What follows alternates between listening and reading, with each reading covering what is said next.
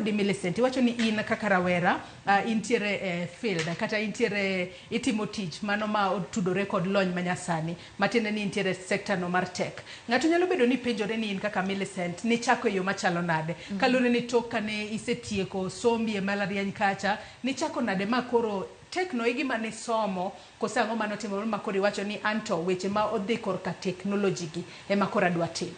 Erokamano ahinya Joyce, mano penjo ma ber kabisa. To kachako, an kane an high school nok ang'eyo tech mathoth, yeah.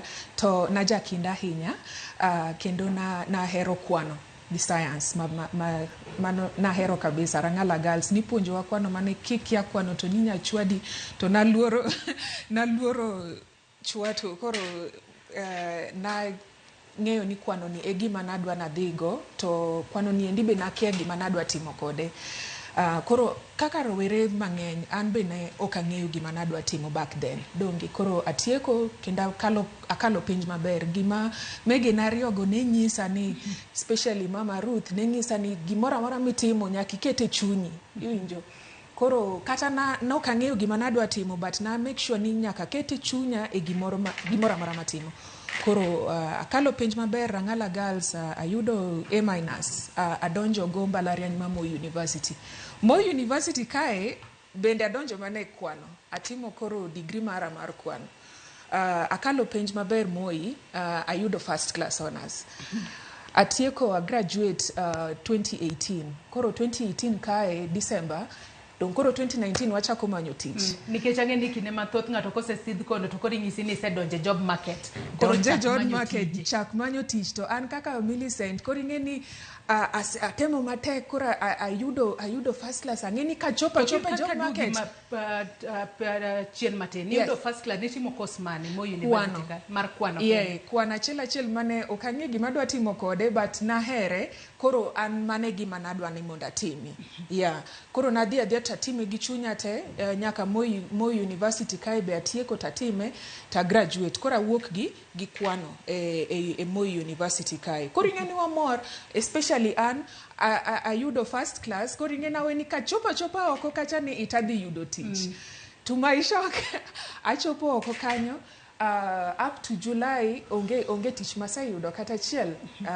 Lakini na temo apply tije koni gi koni nok ayudo na apply tij census koro mago be nayudo later on but ing'eni ne tich census ing'eni na 1 month contract.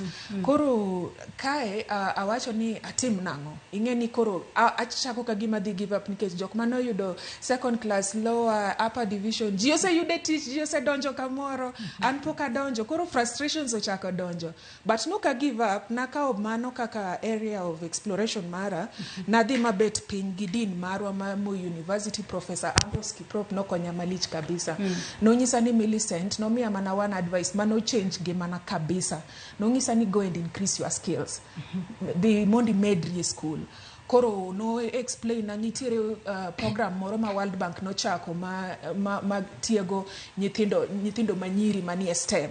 Koro ne World Bank achako apply kai scholarship mondo mi adonje e STEM education kai. Koro ne nyaka the only way mane gidhi miya scholarship ne nyaka wuog Kenya ka dhi somo e mbalariany ma Rwanda like iwuok idhi somo either Ethiopia, South Africa ne gi sponsor East and South Africa. Koro adhi somo Rwanda. Mbalariany ma Rwanda kae ka donjo tachako ing'eni kinda an ng'at ma jakinda kabisa. Keto mana chunye gima timo koro kanyo to koro adhi atimo computer.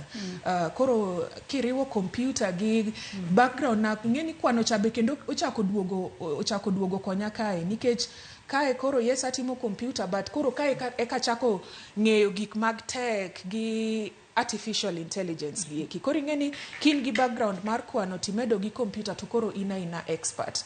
Koro ichaka mos to ne skundwa no ne nigi partnership gi Harvard University koro kanyo ne professors mag Harvard go no puonjowa AI maber koro na kanyo ting'eni bang' kanyo to nikech na jakinda gikawa gimiya internship. Awacha ni chakre nadhi ma medras school mara masters na niendi dhoudi noyaore na Joyce. Makoro wanyalo wacho